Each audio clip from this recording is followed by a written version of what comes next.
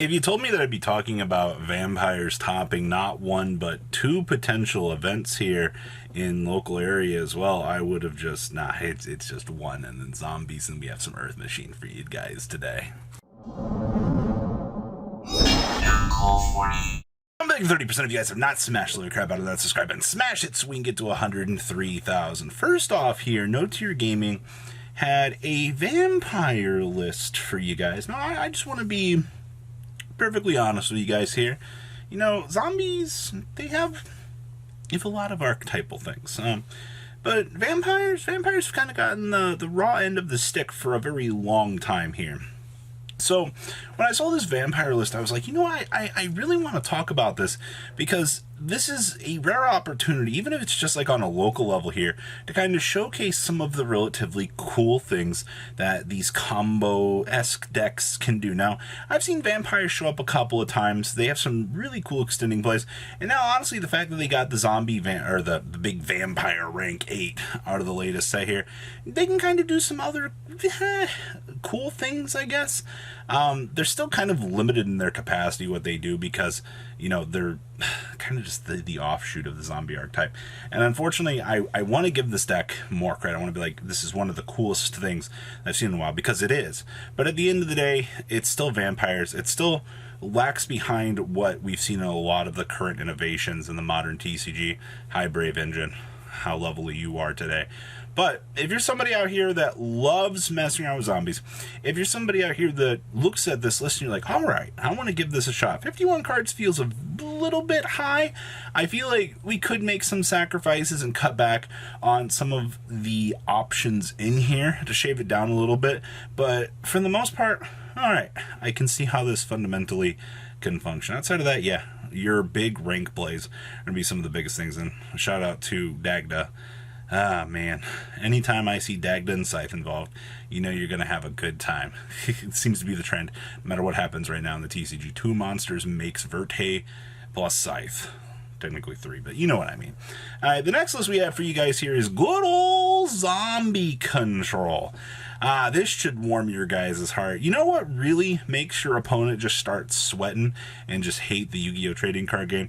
A good old zombie world. And then, when you set one face down and you pass turn over to your opponent with a smile on your face, and you go, good luck, have fun, buddy.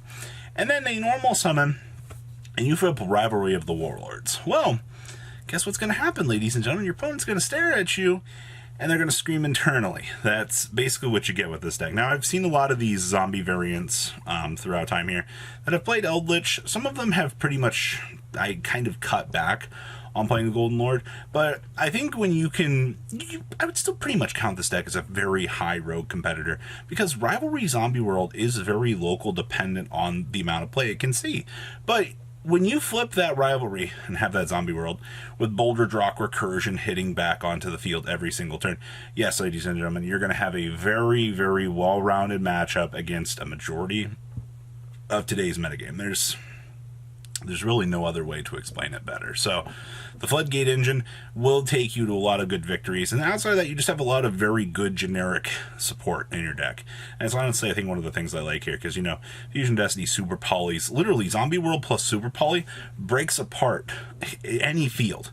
Alright, and then, like I said, plus Boulder Cock interactions. Plus, I mean, hell, Unizombie pretty much turns your field spell on for you for free if you really need to. Or, you know, you can load down a Glow Bloom and do the combo extension plays that this deck wants to do. But Zombie World Rivalry Lock, one of the oldest tales in the metagame, and you know, this only got 5th place, and that's nothing really to scoff at depending on how many people were at this event. But to be honest with you, I'm not surprised at the very least. And the last thing I want to talk about for this video here is actually a WCQ first place list here for monster slots.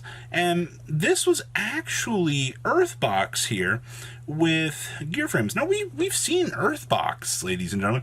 We've seen this deck show up and do some relatively alright things. But the thing that caught me about this one was, you know, this feels...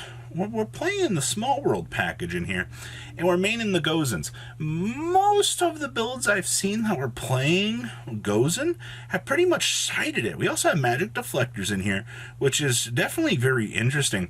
But this won a WCQ regional. This performed really well, ladies and gentlemen. And, you know, I still hate to be that guy to say this, but, you know, Ruin Force is a hell of a card, ladies and gentlemen. 4,000 plus power running around on a body while your opponent struggles to get the chance to, you know, establish anything. Plus, you know, your opponent's going to look at a normal summon gear frame and they're going to be like, well, I don't ash that, right? And you just lose at that point in time. You know, players don't know the choke points of this deck, and it really proves that in modern era Yu-Gi-Oh, if you don't know what the hell Earthbox does, you're just literally going to get destroyed. I think that's one of the coolest things about this deck is it's still very underrepresented. It's made more of an appearance as of late, you know, showing people that this deck can do, but this deck winning a regional does not surprise me at all, ladies and gentlemen. So what does this deck do? Normal summon gear frame, search for extender, proceed to make board, win the game.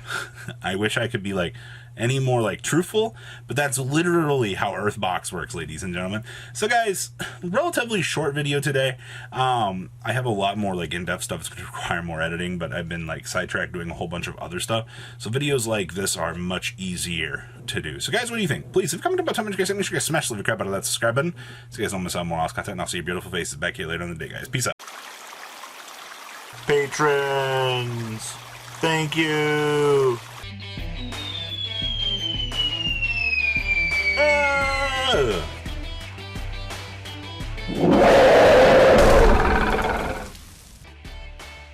Thank you so much for watching. Check out these other videos.